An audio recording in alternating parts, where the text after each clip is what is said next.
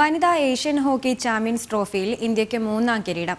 വാശേറിയ ഫൈനലിൽ ചൈനയെ പരാജയപ്പെടുത്തിയാണ് ഇന്ത്യ മൂന്നാം കിരീടം നേടിയത്.